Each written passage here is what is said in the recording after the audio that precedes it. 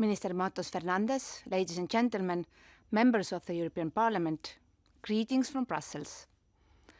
I'm very pleased to be present today with you by video message at the occasion of Portugal Renewable Energy Summit.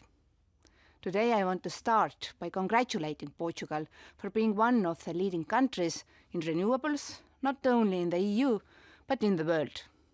The numbers speak for themselves.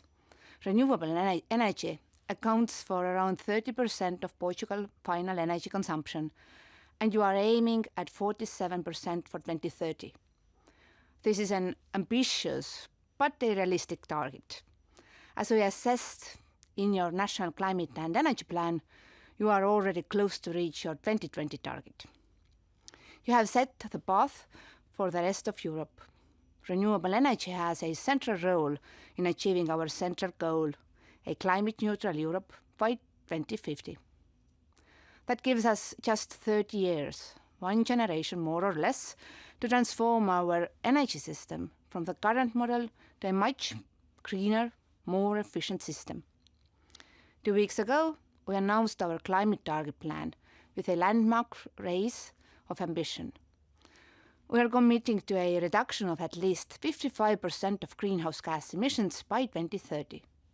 In real terms, that means just 1 decade for the share of renewable electricity to jump from 32% to 65% in Europe. To meet this target, we need to deploy new renewable generation capacity, particularly solar PVs, but also the repowering of existing onshore wind farms and exploiting offshore energy. Seeing the success of the renewable energy auctions that are beating records in terms of generation costs and confirming the increasing economic competitiveness of solar energy in Europe, I have no doubt that Portugal will achieve its 2030 target and more, showing the way to 55% reduction. I would also like to point to the national hydrogen strategy that you have adopted. Portugal presents favorable and competitive conditions for the production of hydrogen. You have the geographical location, high and increasing penetration of renewables in your electrical system.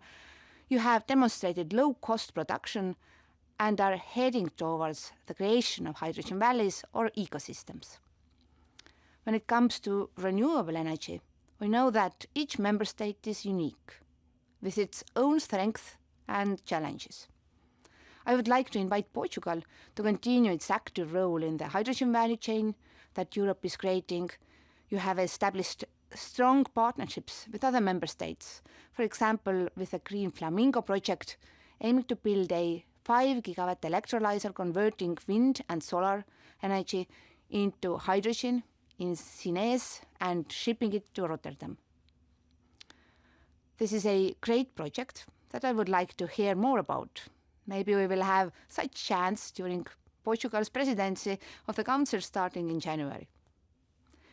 Your climate neutrality roadmap, national energy climate plan, and the hydrogen strategy are excellent foundations for the integrated energy system of tomorrow and for addressing the challenges of the climate emergency.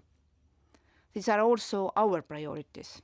As I said, we need to upscale renewable energy massively and right away, not leaving it to the next generation. That means both offshore and onshore wind.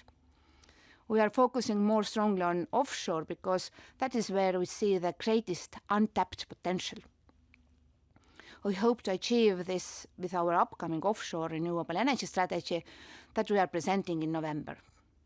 Finally, let me finish by urging Portugal to take advantage of the EU's economic recovery and resilience funding to achieve its ambitious energy and climate 2030 targets by front-loading the investments and reforms proposed in the National Energy and Climate Plan. These strategic investments will not only contribute to reaching Portugal's climate and energy targets, but also to boosting employment, business competitiveness, and quality of life. My team and I are ready to assist you in delivering on our common goals. Ladies and gentlemen, I hope my message provides some good background for your discussions today, and I wish you a very good conference.